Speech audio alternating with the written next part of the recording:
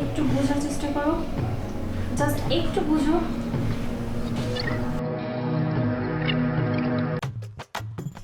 আচ্ছা শোনো, তোমাকে আমি কতবার করে বলতেছি যে বাসায় একটা কাজের লোক রাখো, কিন্তু তুমি তোমার কোনো কথাই শুনতেছো না।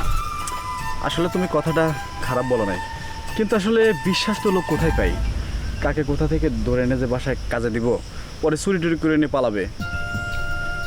এইভাবে চিন্তা করলে কি আর কাজের লোক নেওয়া যাবে? তুমিই ভাবো, তুমি সারাক্ষণ অফিসে পড়ে থাকো, আমরা দুইটা মেয়ে বাসায় থাকি, কখন কি হয়ে যায় সেটা কি বলা যায়? কাউকে না কাউকে তো বিশ্বাস করে কাজে নিতেই হবে, তাই না? আচ্ছা যাই হোক, বাসায় চলো। আচ্ছা ঠিক আছে, চলো।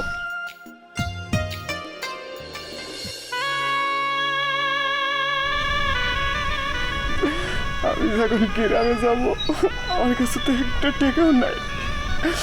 কাছে যদি কয়টা টাকা থাকতো, তাই নাকি পেটটা আমি ঠান্ডা করতাম।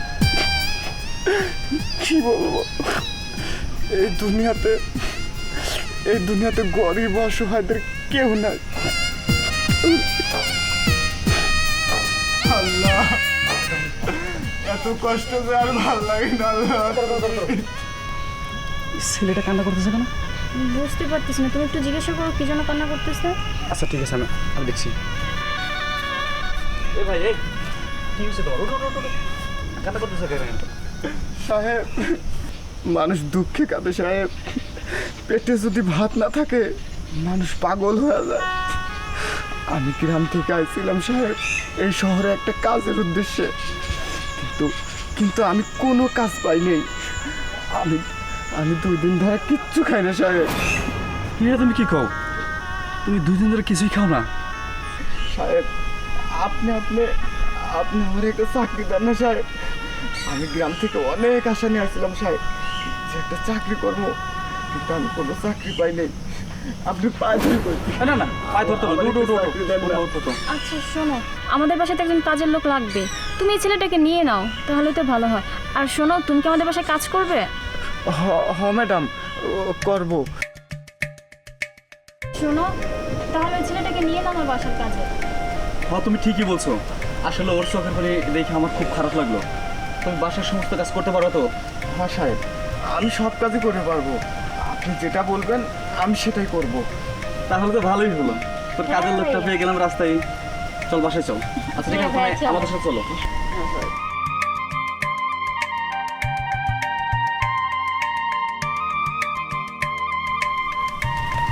শোনো, এটাই আমার বাসা। আর ভালো কথা, তোমার নামটাই তোমার জান হলো না।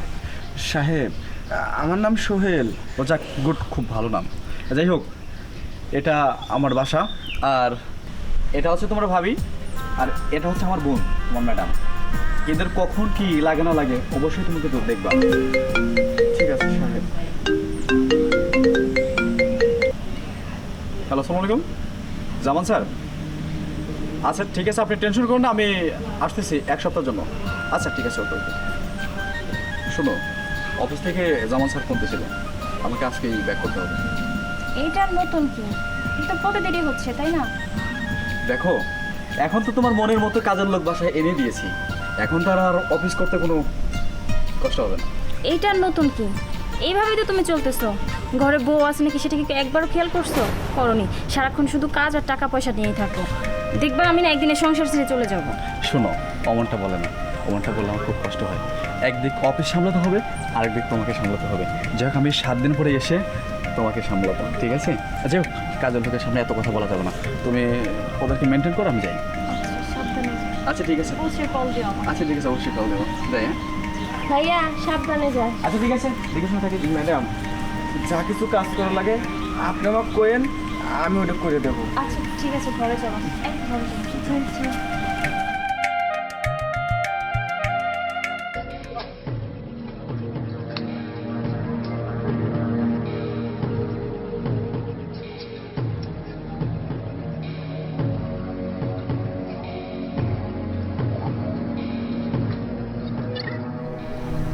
কি করবো, জামাইটাও তো বাসায় নাই। কি যে করবো, এমন একটা জামার কাছে বিয়ে দিচ্ছে, না পেলাম সুখ না পেলাম শান্তি।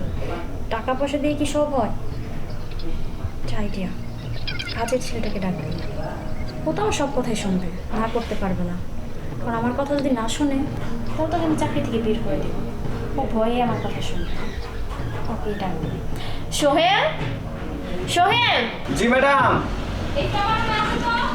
ঠিক আছে ম্যাডাম, আসছি। হ্যাঁ ম্যাডাম, কিছু বলবেন? হ্যাঁ, এখানে বসো। আচ্ছা আর এইখানে বসো।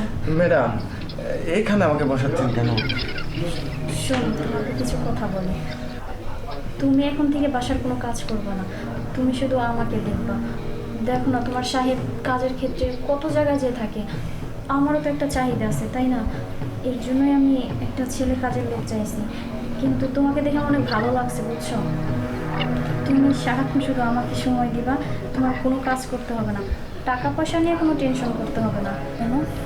এখন থেকে না তুমি শুধু আমাকে দেখবা, বাসার আর কোনো কাজ করতে হবে না। তোমার যত টাকা পয়সা লাগে সব আমি তোমাকে দেব। না, আমি স্যারের সাথে বেইমানি করতে পারবো না। আমি রাস্তায় পড়েছিলাম, সাহেব আমাকে ভালোবাসা এই বাড়িতে একটা কাজ দিছে। ম্যাডাম, দরকার হলে আমি গ্রামে চলে যাব, তাও আমি আপনার এই প্রস্তাবে রাজি হব না ম্যাডাম। তুমি একবার ভেবে দেখো, তুমি কিন্তু গ্রামে গেলে না খেয়ে থাকবা। আর তুমি যদি এইখানে থাকো, আমার বাসায় থাকো, তুমি যদি আমাকে সময় দাও, তাহলে কিন্তু তুমি অনেক টাকা পাচ্ছ। ম্যাডাম, আমি আগে শুনছি যে শহরের মেমরা এরকম কাজ করে, কিন্তু আজকে আমি এই কাজের সম্মুখীন হলাম। আমি এটা পারবো না ম্যাডাম, আমি চলে যাবো। দাঁড়াও, কোথায় যাচ্ছ তুমি? তুমি কোথাও যেতে পারবে না। না ম্যাডাম, আপনি এসব কাজ করেন না ম্যাডাম। একটু বোঝার চেষ্টা করো, জাস্ট একটু বুঝো।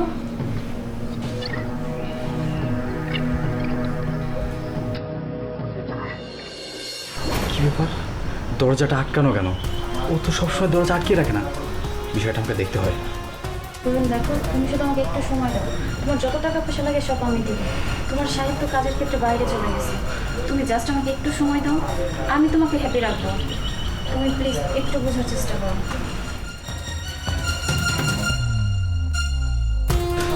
শোন সাহেব, আপনি চাকরির বাচ্চা, তোর সাহস কি হয়? সামান্য একটা চাকর হয়ে তোর সাহস কি বের হয়? তুই তো ম্যাডামের দিকে তাকাস। বিশেষ করে সাহেব, আমার কোনো দোষ ছিল না, আমি কোনো খারাপ কিছু করি না সাহেব। ম্যাডাম ম্যাডাম আমাকে ডাইকে নিয়ে এসে ওসব করতে বলছে। চুপ! আরে একটা কথাও বলবি না। শোন, আমারই ভুল হয়েছে, রাস্তা থেকে তুলে এনে তোকে আমার বাড়িতে জায়গা দিয়ে, আর তুমি এটা কেমন করে পারলা? হ্যাঁ, আমি তোমাকে টাকা পয়সা অর্থ কোনটা কম দিয়েছিলাম, তুমি কেন শেষ পর্যন্ত পরের চাকরির সাথে? কি করবো আমি? কি করবো? সারাক্ষণ তো টাকা পয়সা নিয়ে তুমি সবসময় বাইরে থাকো। বউকে কখনো সময় দিতে চাইছো? টাকা পয়সা দিয়ে সুখ কিনা যায়? সুখ তো টাকা পয়সা দিয়ে কিনে যায় না। একটাবার আমাকে বোঝার চেষ্টা করছো? কখনো বোঝার চেষ্টা করিনি। সবসময় টাকা পয়সা গাড়ি বাড়ি এইগুলো নিয়ে মারছো। বউকে তো একটু সময় দেওয়ার প্রয়োজন বোধ মনে করো না? তো আমি কি করবো? আমি একটা মেয়ে মানুষ, আমার একটা চাহিদা আছে, আমার একটা স্বপ্ন আছে। কখনো পূরণ করতে পারছো? পারো নাই। দোষটা তোমার। তুমি যদি আজকে টাকার পিছনে না আসতে আমাকে সময় দিতা, হয়তো আজকে এই দিনটা তুমি দেখতে না। দোষ তুমি আমাকে দিচ্ছ না? আমারও একটা মন আছে, কিন্তু আমি সব কিছু চাপা দিয়ে দিন রাত পরিশ্রম করে যাচ্ছিলাম অফিসে, কিন্তু ভুলটা আমারই হয়েছে। কখনো বাড়িতে সময় দিইনি। আমি তোমাকে ছেড়ে চলে যাচ্ছি। সাহেব, ম্যাডাম আপনি সাহেবের মনে অনেক বড় কষ্ট দিচ্ছেন। আমি এ বাড়িতে থাকবো না ম্যাডাম, আমি গ্রামে চলে যাবো। আর ম্যাডাম, আপনি সাহেবকে কষ্ট দেন নাই, আপনার একজন কাঁদতে হবে ম্যাডাম, আপনারও কাঁদতে হবে, এই বলে গেলাম।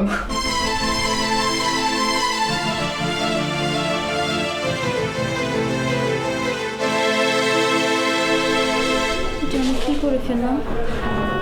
সামান্য একটু সুখের জন্য আমি আমার স্বামীকেও হারিয়ে ফেললাম। কাজটা আমি একদম ঠিক করিনি। ও তো আমাদের জন্য টাকা পয়সা ইনকাম করতো।